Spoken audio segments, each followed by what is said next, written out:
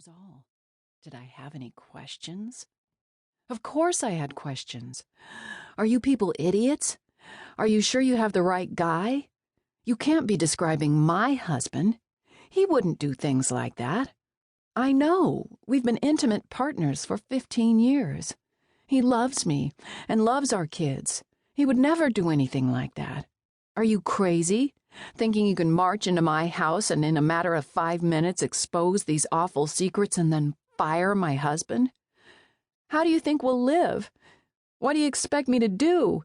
Where's your compassion? Is the situation really so bad? How can you be so calm if you are true friends and colleagues? Why do you just sit there so properly?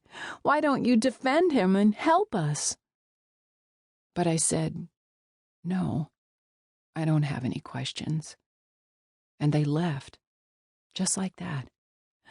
5 minutes was all it took to deconstruct my whole reality.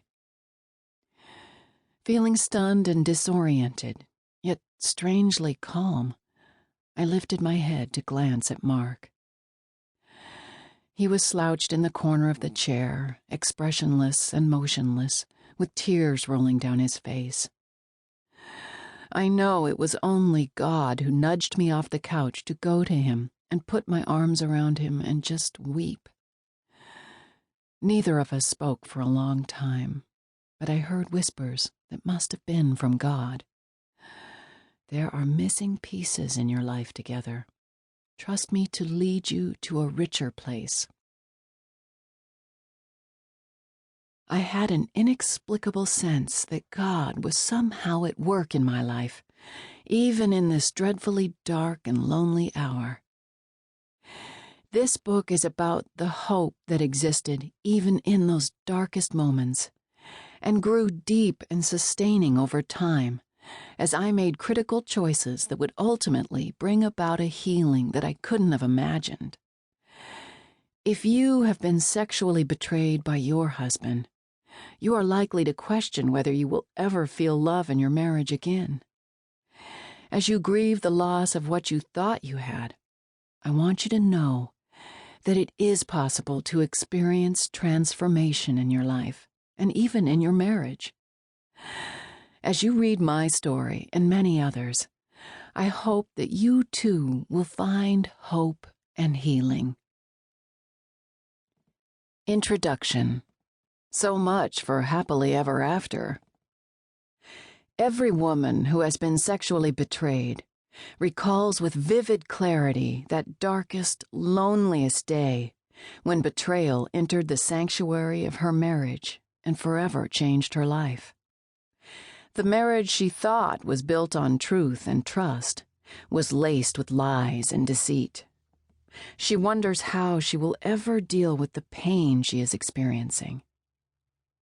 What exactly is the sexual betrayal that wounds so deeply?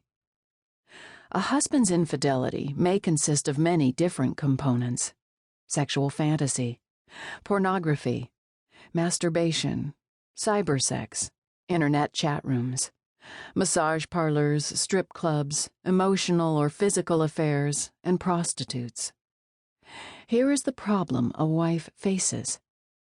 Her husband has been unfaithful to their marriage vows. He has lusted after, inappropriately touched, or been sexual with another person, sometimes several people. And no matter how the horrific information came to light, she feels terribly alone. Listen to the experiences of some other women whose stories might be different from yours, but whose hearts ache in similar ways. Candace. It was an ordinary day of packing lunches for the kids, running errands, and making a few calls for my home-based business. I was taking my husband's clothes to the cleaners when a crumpled piece of paper fell out of his pocket, displaying numerous names of women. I could feel my face flush, and my pulse race as nausea swept over me. I could barely give the clerk the information for the dry cleaning order. I walked numbly to my car, collapsed in the driver's seat, and began shaking all over. Panic engulfed me. I couldn't think what to do next. Breathe.